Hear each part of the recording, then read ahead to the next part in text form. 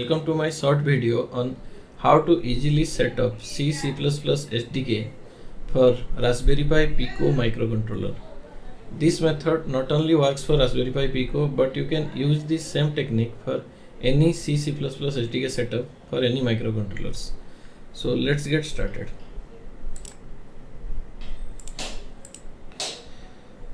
So before we begin, let me just say some things which are important. So majority of open source development platforms are based on Linux based environments, and they include GNU, GCC or C++ compilers. Now installing a software on Windows that was originally compiled for Linux is possible because or through the ports for Windows, and recompilation using Microsoft C++, but often causes a lot of headaches because of their interdependencies on other open source softwares and libraries. Therefore, for whatever reason, if you can't leave Windows, then the best way to install the new development platforms is in Linux based virtual machines on Windows and compile it in the virtual machine. Now, in most cases, this reduces the performance of compilation, but with the most modern CPUs supporting virtualization, you won't even notice the difference. And also the modern virtualization softwares like VMware, they allow the USB devices or your microcontroller to directly plug into the virtual machine, so that it becomes easier to program them directly from inside the virtual machine. So in the following slides, I will demonstrate how to do this. So first thing is to install a virtual machine software of your choice. So I like these two, VMware Workstation, which I have been using for quite some time, and the other one is VirtualBox. Now you can choose any virtualization software as long as it provides the features I mentioned above. That is virtualization, which can use your CPU's virtualization software to improve the performance of the virtual machine, and the direct access to the USB peripherals, which are your microcontroller development boards. So let me show you where to download them. So I have mentioned these links here, or you can just Google search for these two. So here you can see this VMware Workstation 16. At this time of making this video, this is the latest version. I have Workstation 15 player installed, but it still works nicely. And then you can also search for VirtualBox and you can download this. Now remember that this virtualization softwares are available for many different platforms. So since we will be installing it in Windows, so you need to choose one that says Windows hosts. That means the virtualization software will be installed in Windows, and your guest operating system or the Linux operating system, that where we will install our C++ SDK, will be installed inside that virtual machine. So choose this one that says Windows hosts, because our main operating system is Windows. Similarly, this one on the left side you can see try Workstation 16 player for Windows. So you need to select this one, not that one. That one is intended to run any operating system like even Windows or maybe Hackintosh inside Linux, or any different type of Linux inside Linux. So once you download the software, install it, and you will have something like this. So this, you can see, this is my interface of the VMware Workstation 15 player. So right now I have two operating systems installed. One is Windows 7, one is Ubuntu 64-bit. Now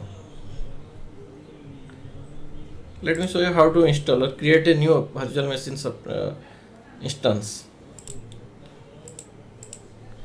To create a Linux virtual machine, follow the new virtual machine wizard, so that makes it simpler. Otherwise, the basic steps are: first you need to download these the Linux image or the ISO file that you want to install. For example, let's say Ubuntu desktop. So go to their website and download the whichever version you prefer. Now give virtual resources or part of your physical resources. That is, let's say your system has 16 GB of RAM, so you can allocate 4 GB of RAM to the virtual machine. Or your system has, let's say, one CPU with 8 logical cores, or maybe even more logical cores within your processor. So you can dedicate some of them to the virtual machine. That is CPU cores, RAM, hard disk space. Obviously, you can create a virtual hard disk for the virtual machine. So you have to specify that as well. and network access. Without it, your guest operating system won't be able to access internet, so which is needed to update the packages and install them, etc. So just follow the wizard. Now once it is ready, launch it, and you should have a fully functioning Linux operating system inside Windows. Now yes, I am aware of this thing, WSL or Windows Subsystem for Linux, that does the same, and which it is provided by Microsoft, but its functionalities are pretty limited, so I did not like it. Instead, have a full-fledged virtual operating system inside your Windows, so that makes everything simpler. Now let me demonstrate how it is done. So here you can create a new virtual machine. Go to this home, create a new virtual machine. So this will open the wizard, as you can see. Now here you have to choose the ISO image file that you have downloaded. So for example, this is my ISO image file, Ubuntu. Then select open. Once you do that, it automatically detects. So this is a feature in VMware 10 that is called Easy Installation Wizard or Easy Install.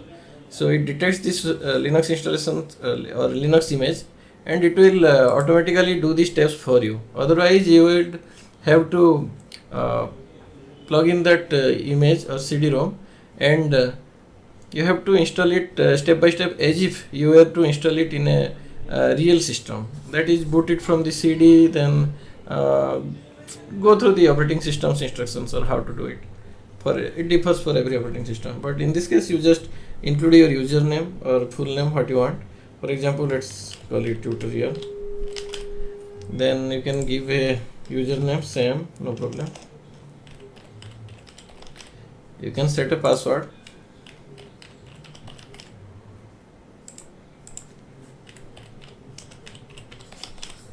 Now once that is done, click next, and it will ask you where to store the file. So you can choose any hard disk. Now since I have this hard disk free, and this is an SSD, a solid state drive, so I select that one. And or you can create a folder as well. For example, I have one like here, it's called virtual machines, so I will just store my hard disk there. Now this is where every file inside that virtual system or virtual machine or Linux virtual machine will be stored. Now you can set this hard disk size. So it says recommended size is 20 GB for Ubuntu 64-bit, but since I will be installing these SDKs and everything, so let's keep it like 80 GB or 50 GB at least. And once you're done, now here is an option, store the virtual disk as a single file or split it. Now if you store it, it becomes like the performance improves a little bit. If you split it, then it becomes easier to move it around. But then again, even if you store it as a single disk with the portable hard disk drive, it should not be a problem to move it around as well. Anyway, so I choose to store it as a single file, then click next. And here you can see the memory. By default it has assigned 2 GB or 2048 MB. Now if you want, you can customize this hardware, and you can select here how much memory you want to allocate. Now I have maximum 16 GB of memory, so I can select maybe 4 GB of memory or 4096. Similarly, by default it has assigned one processor core. Now you can see your processor scores using this in your task manager, and go to performance, and you can see here, right click here and change graph to logical processors, and we'll see how many processor cores you have. These are logical processors. Now it is a quad core system, but each core is a dual core, so ultimately here you can see 4 cores and each core has 2 dual cores, so there are 8 logical processors. So choose, I don't know, whatever, like 2 or 4, so 2 is fine. And then here, this is the important part. If your processor supports virtualization, then the CPU performance will improve. Otherwise, everything will be done through software and it will be a little slower. But then again, for newer systems, it is not a problem. So you just select that and select close. Now you can see the updated your parameters are here for the new virtual machine, and then you can just create finish. Now this starts creating the session, so it will automatically insert that boot CD you can think of, and it has started installing it all by itself. So on the bottom you can see Easy Install is installing Ubuntu 64-bit system. So you have to wait till everything is finished. So I will pause the video here, and then I will switch to my already installed Ubuntu version. As you can see, it is still installing. You can see the progress what it is doing actually.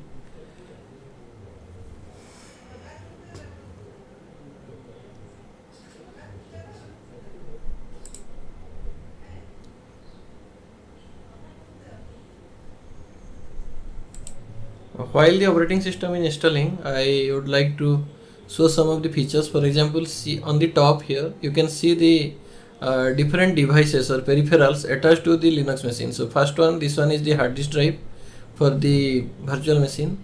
Then this here you can see CD DVD ROM SATA. So it is a virtual CD DVD ROM where the image that I downloaded, the Ubuntu 20.04 image, so it has been loaded.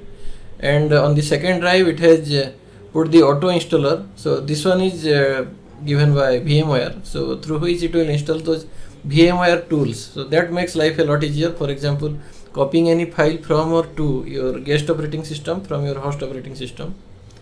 And then this network adapter, you can see it is NAT. So NAT stands for network address translation. That is, it is using a it is routing the traffic from the internal, the guest operating system, through your host operating system's virtual network. Now that is being managed by VMware or a driver by VMware. Then there is sound card. So this is set to auto detect. So basically every sound it produces will be passed through to your sound card, so you can listen to any music or even the sounds generated by operating system. Then there is this USB bridge. So this is a very important feature. For example, if you plug in your microcontroller to the computer, then you have to click here and select. Just click here and you can right click here and see connect or disconnect from host. Right now it is connected to host obviously, and if you want you can directly connect the device to the guest. So the host operating system or the Windows 10 will release complete control over the device, and it can directly be accessed from inside Linux. So this is important if you want to flush the microcontroller or upload the program through the microcontroller directly from inside Linux. Now now as you can see, after it is finished installing and it has started updating, so it is downloading the files from internet and installing it. So this will take a while, so I will pause the video again. And now you can see the VMware, the operating system has been installed, and now VMware is installing the OpenVM tools. So these tools, they help the operating system to, like, you can access some of the, like, or it becomes easy to interact with the operating system or the guest operating system from the host. Now here I will just log in. Now our operating system or the guest Linux Ubuntu operating system is ready. Now you can skip this setup. Done.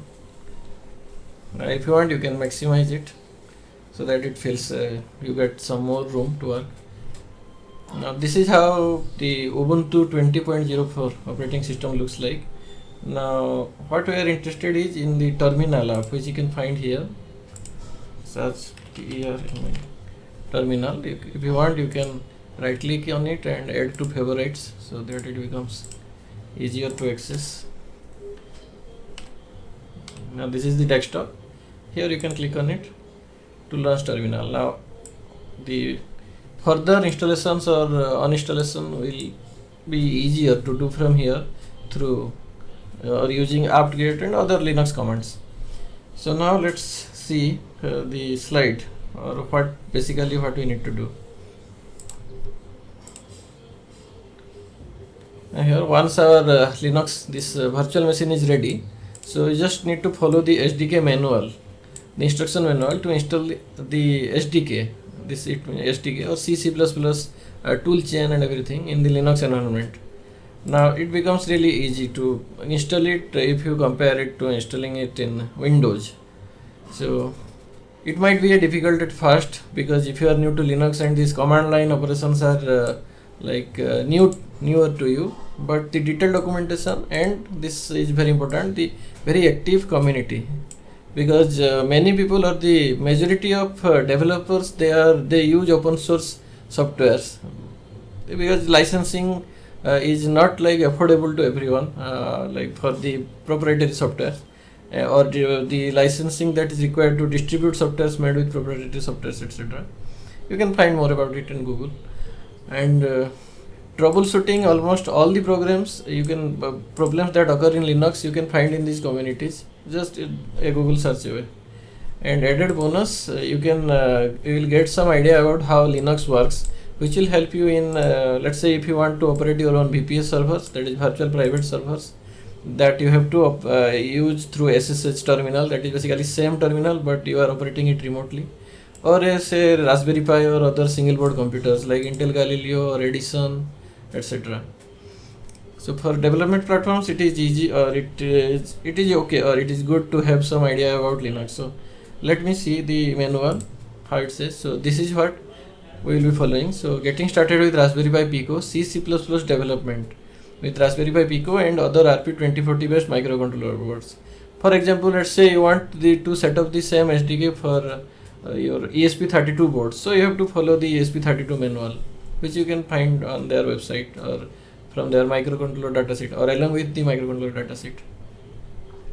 Now to install it, you have to follow the how to get the SDK examples. This is how you, or the commands you need to type to get the or clone the SDK examples that are on GitHub to your computer. So cloning is basically kind of copying, but there are some more things to it. And then you have to install the toolchain. Now this is these are the parts that becomes easy to do in Linux environment rather than in Windows, because you see these are the things needed: CMake, GCC, ARM. This is the toolchain things, and this build essential. This contains a lot of those interdependencies that I talked about. So many libraries and everything are there. So they will all be installed in following this single command. So let's just follow through this and see how to get it. So basically we are making a new directory and changing into it, and then we will be cloning it. So I will just copy this line, and let's switch to the virtual machine. Here I can type name Pico. So as I created a directory Pico and then changed into the directory, and here I can write or I can clone this. So just right click, I copied this command from there, or the address here you can see, and just hit enter. Okay, so git not found, that basically you need to install git. So it also explains you what you need to do. Just type this, and this is a fresh installation, obviously there is nothing or no software here. So once you do that, it will ask you the password. Give the password, and it will download the files from internet and install them.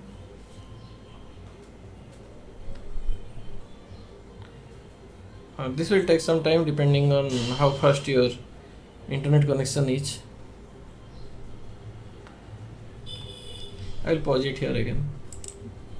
Here is a pointer. If you want to, like say, make it faster, the connection, then you can, instead of this NAT, which is software translated, you can make it bridged, that is connected directly to the physical network. In this way, Linux will be directly or the whatever data it is sending, they will be directly handled by your router.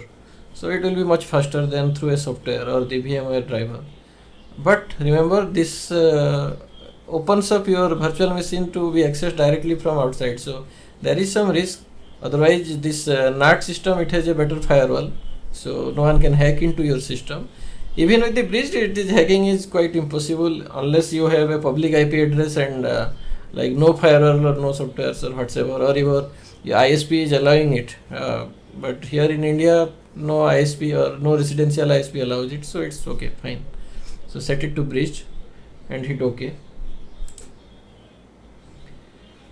Okay, so it has already installed this git. Now we can again just press the upper arrow, and you can see the command that I typed. So I just hit enter.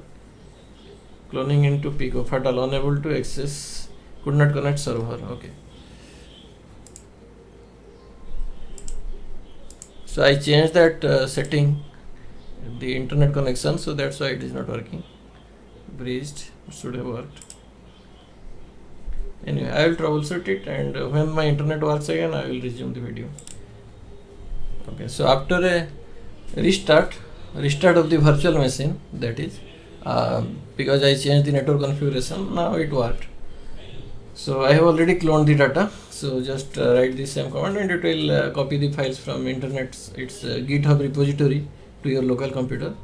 You can see that in going to your files, and here you will find this Pico.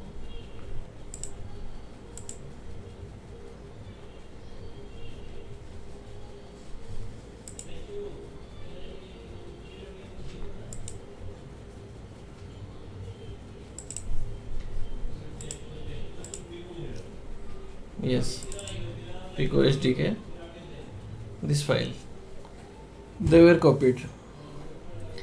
Now let's go back to here.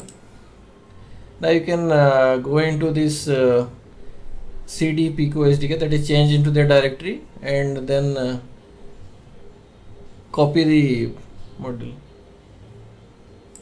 Okay, so I cloned it outside that Pico folder, but anyway you can remove that folder using this command and clone it again, that is remove including folder recursively everything inside it. So now you can again see, okay, Pico SDK is deleted. Now you can again go to Pico, inside the Pico folder, again here execute this. So now it's much faster, as you can see. You downloaded it, and now we can go to the manual again. Here just go on typing each of these command as it says.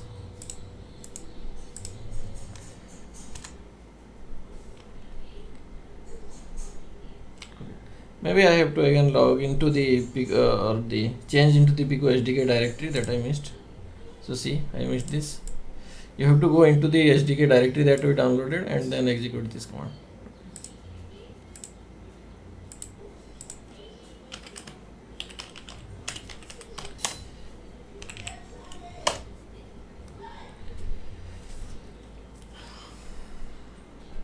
Now it's downloading some more file that is needed. So this file, basically this tiny USB, it gives the or it supports the mass storage feature of the Raspberry Pi Pico, so that when you connect that device to the operating system using this here Corsair, here it will show up when I plug it in as CP your Raspberry Pi RP2040 device. So you can right click on it and connect to host computer, then it will show up as your folder here on the left side, or external storage device, just like your flash drive or pen drive. So for that this is needed. So anyway, you download that, and then of course before you can use that you need to build it, but before that let's follow the manual again. Now you have to again go back to one directory and then again clone this Pico examples, which contains some examples. So basically the summary is just follow through the manual instructions, and once you are done, now install the toolchain. So this is where Linux makes a lot of difference than Windows. So you can just okay, so apt to access it you need administrative privilege, so you have to execute as sudo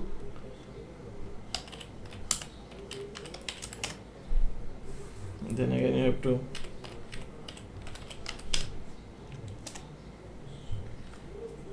now it's downloading the update packages. Okay, so basically it downloaded the headers. Now you can again go to the manual, see what is written. So this example is actually going to install the toolchain. Now here you can see there is a note here, Ubuntu and Debian users might additionally need to install this thing, libstd++ arm non-EAY. So you need to install these along with this. So anyway, let's go to the virtual machine. I will just clear the screen. Yeah. Now as you can see, it will download about 311 megabyte of archive or data from internet, and 2.5 gigabyte will be used of the virtual hard disk or the hard disk of the operating system. So do you want to continue? Of course I do. Then press yes and wait for the whole thing to complete. So I will pause the video again, or you can go to the manual and see what is your next step. Okay, after that this installs. So don't forget to install the same thing again with sudo apt install, and after that just write this thing. Once that is done, now updating we don't need it to the first run, but in the future when we want to update again, we have to switch to this SDK library, then git pull. So this will download the new module, then again go through these three commands to update it. So that finishes basically the installation of the toolchain. So I will pause the video here, or it's already installing it quite fast. So as you can see, it's almost 50% is done.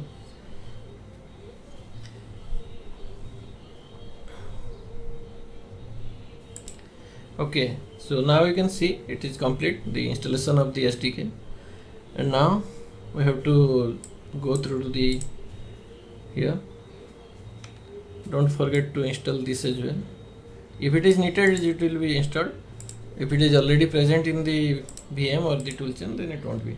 So write again sudo apt install, right click, paste, hit enter. Okay, it's already there, so you don't need it anymore. Fine. So now that's it, our toolchain is ready.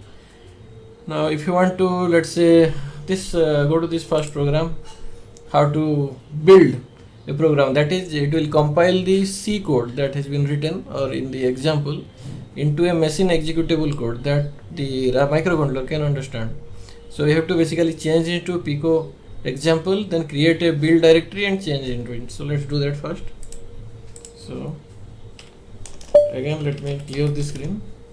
Now let's see what are the folders. So you can see Pico examples and Pico SDK, there are two folders. So I will change into Pico examples, cd pic. Now you can see what you have here. Okay, so these are the different examples that are provided in the GitHub repository. So we have to build one for the LED only. So we can create a build folder using make directory or mkdir, then let's say build, and we have to switch into that build folder, I believe.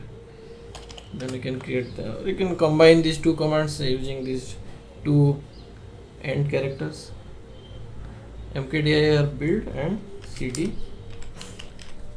build. Now we are in the build directory, so this directory is empty. So let's see what the instruction manual says. Now here is one thing, export Pico SDK path. So after we have downloaded the Pico SDK, we have to export it to the path. That means all the library and header files inside the Pico SDK, they will be available to our builder or the compiler. So we have to copy this here and go to the virtual machine, paste, export Pico SDK path. Now this dot dot dash means the first dot dot dash, though it will go back to one directory, and again there is second one, then it will go back to this directory. And if you remember this, when in the Pico directory there are two directories, or here on the top you can see, one is Pico examples, one is Pico SDK, and then it is referring to the Pico SDK. So it will add everything inside this Pico SDK path to your path. So just do that, and after that, if everything has gone wrong or gone right, everything is correct till now, you will see it should compile once you give it the build command. So here, now inside the build, you have to write cd cmake dot dot. So the dot dot is basically, it will create or the make file, or how to build the instruction or build instruction. cmake. So it will create the build instructions for all the examples in the previous folder, that is in this, the folder that is shown here on the top, and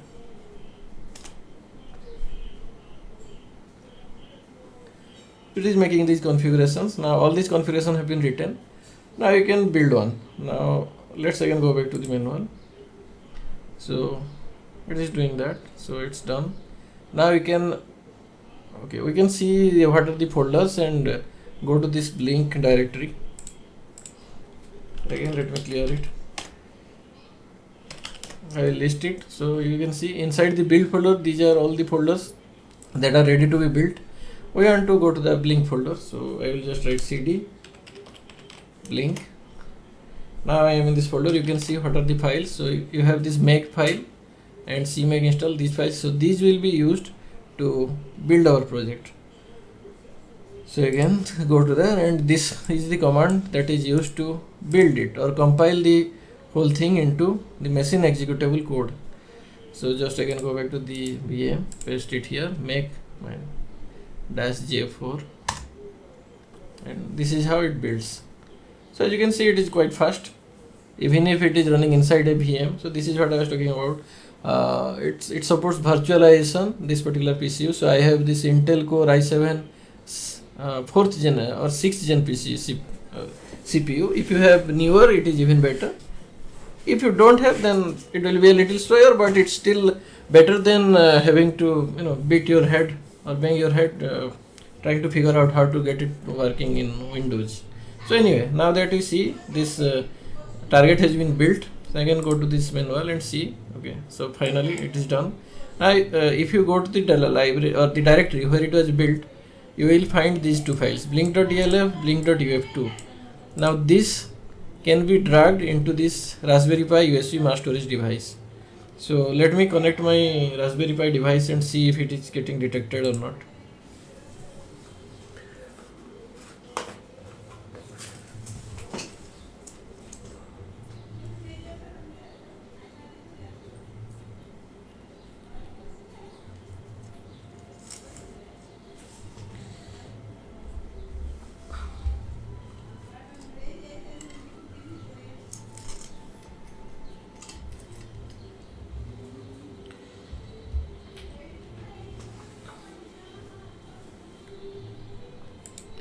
I have connected the Raspberry Pi to my computer PC.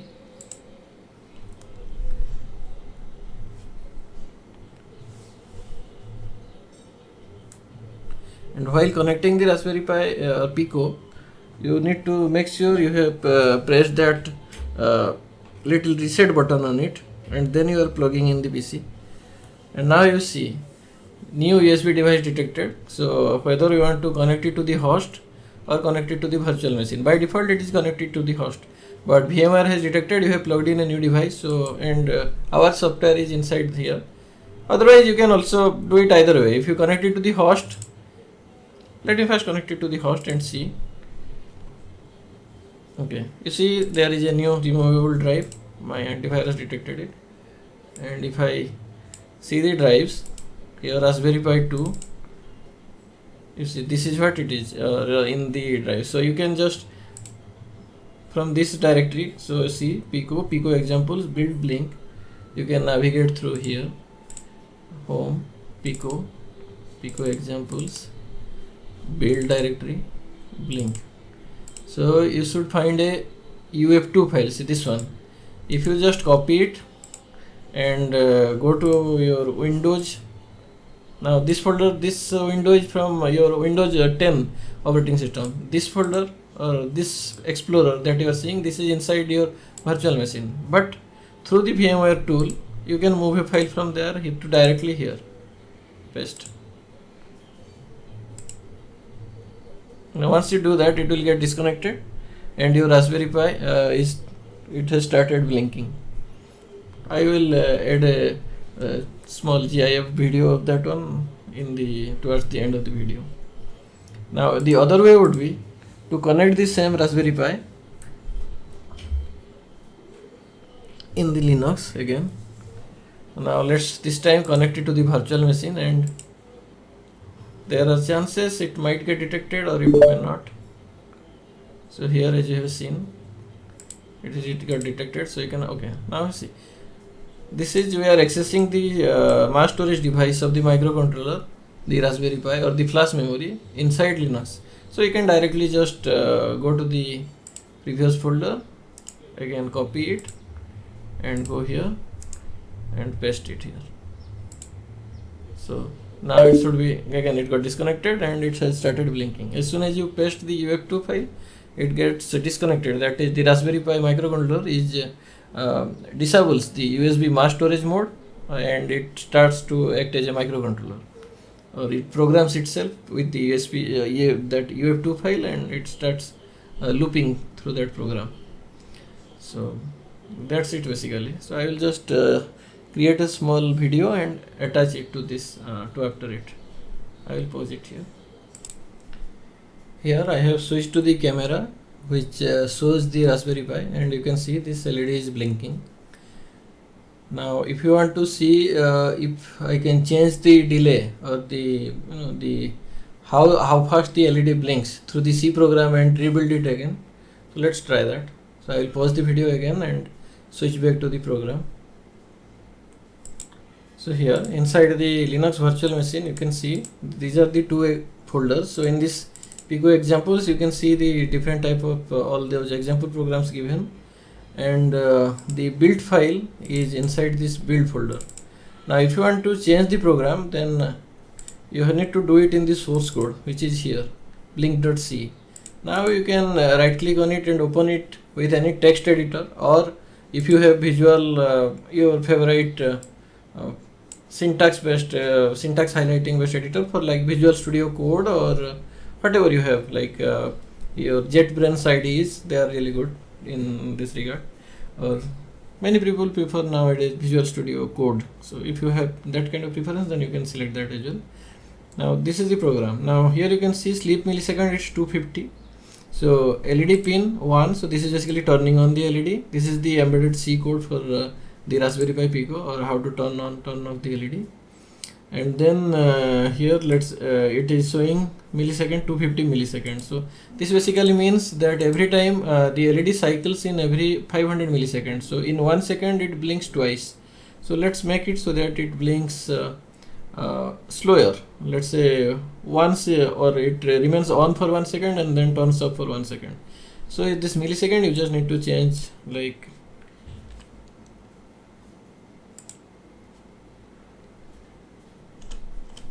1000,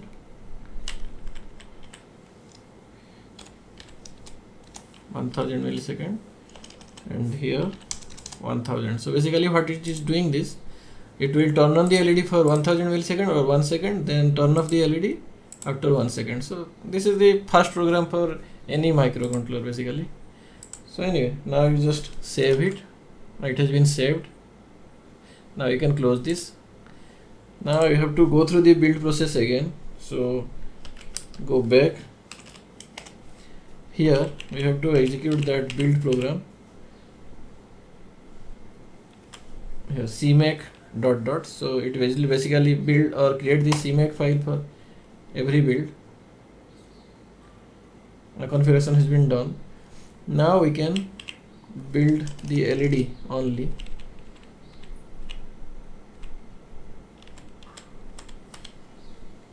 We can change into Blix so that we build only that file or that particular folder.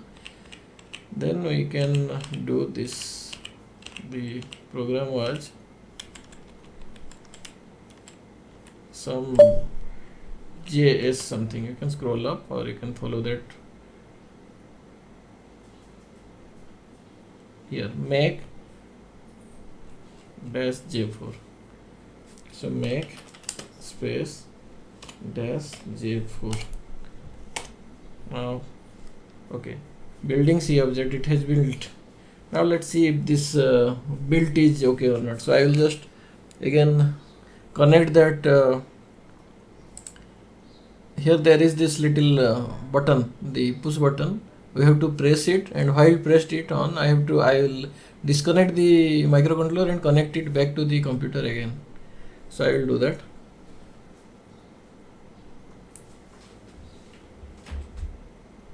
So once you do that,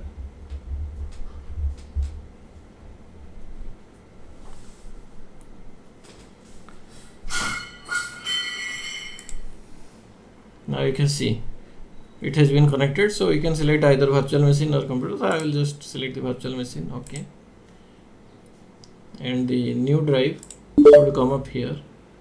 Okay, it arrived here. Now you can see it is visible. Okay, now let's go back to the build folder and our LED, sorry, blink, yeah, here. Copy this file, that is our assembly or the code that the microcontroller can understand. Then copy that, go back to the, this is the mass storage of the Raspberry Pi Pico microcontroller, paste it here. Now it got disconnected, and now switch to the camera. Yeah, you can see the blink has slowed down. So it's basically turning on for 1 second and off for 1 second. So this is the same procedure for any program or anything you want to do with this particular microcontroller. Now same technique can be used for in the, or how this C or C++ SDK is used for any microcontroller in a Linux environment. So I hope this will be useful to someone who is struggling to set up a proper GCC toolchain. And I have like many different microcontrollers. As you can see, they are scattered around on the board. So as you can see, it is quite important to have a reliable C++ development system, especially if you are planning to program the microcontrollers in embedded C or embedded C++. So there you go, you have it, how to do it in Windows 10, and this method is applicable for almost any microcontrollers and any SDK toolchains. If you like this video, then hit the like button or post your comments below. Thank you for watching.